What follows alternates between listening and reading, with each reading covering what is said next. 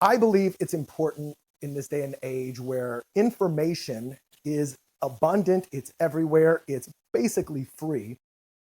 Tactics and strategies on Google and ChatGPT, et cetera, they're everywhere.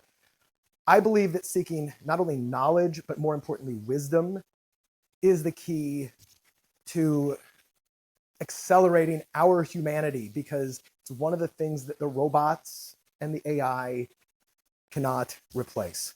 And that might be ironic as somebody who is an evangelist for leveraging artificial intelligence, but I do that so that we can improve and accelerate our human intelligence. And intelligence is worthless without wisdom. Now, how do you build wisdom? First of all, I'm a prolific reader. I read books that were just came out today, written this century, et cetera. But years ago, I learned from Harry Marshall, who was a big inspiration for this, that when you're seeking wisdom, you want to go to the source. Now, what is the source? For thousands of years, knowledge has been shared by amazing thinkers, gurus, spiritual thought leaders, philosophers. And I don't even remember what year it was. I think it was the 1400s. I should look this up. The Gutenberg press came out, and this was the printing press when it was invented, and it made distribution of books a lot easier to be widespread. And now anybody who's got an idea can pump trash out on Amazon or Kindle if they want. But back then, in order for a book or wisdom to survive, it had to be hand copied, written by hand by sometimes monks or scribes. In order for it to survive, it had to be really good. And this goes back to December 13th of 2000. I used to study Shaolin and Tai Chi years and years ago. I know Kung Fu. And the Sifu, the master, and I were talking about philosophy and spirituality. And he gave me an assignment one day. He said, I want you to get a copy of the Dhammapada. And I want you to hand copy it. Hand copy the whole book. I'm like, wow, really? But he wasn't somebody I often said no to. And the book, it's not that big. So I said yes. And I went home and I eagerly copied it. It took me about a week to do. And every day I would just get the book, I would read a sentence and I'd write it. And I went proudly back into my Sifu and I said, I'm done. And I showed him my notebook. And he looked at me. By the way, it wasn't this notebook. It was the first notebook. So he looks through it and he flips and he goes, what's this crap?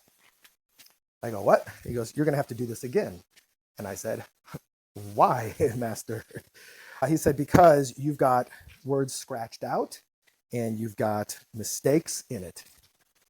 I was like, yeah, I had to write the whole book. And he goes, he was teaching me a lesson. He did this on purpose. And he said, back in the days when the monks would copy this, whether they were copying the Bible or something else, it had to be perfect. And so I need you to do it perfectly, which means no scratch outs, no mistakes. And he said, here's how you're going to do it. He said, you're going to take the book, you're going to sit upright, good posture, practice your breathing, 2 feet flat on the floor. And what you're going to do is you're going to open the book, the actual book on one side here. You're going to look at the first word, which is, in this case, the first sentence says, our life is shaped by our mind. We become what we think, okay? So he goes, you're going to see the first word, and you're going to go, our, O-U-R. And then you're going to come over here, and you're going to write the word O-U-R. And then you're going to look back at the first word in the book, our, to double check, and then you're going to look at what you just wrote, our. This means every single word took me about 5 seconds to write. I'd have to read our, O-U-R, our, O-U-R, correct. And I did this. I don't know if you can see it. If you look at my handwriting, it's like nearly perfect. And there is a couple hundred pages here. There's not a single cross out or mistake. This took me about 3 weeks to do.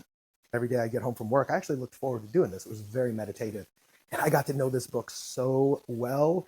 When you slow down and you get to a point where you are intentionally doing something like this, there is something that happens to your entire nervous system. And then you integrate, you understand these words better, and it gets in, you're not just scanning.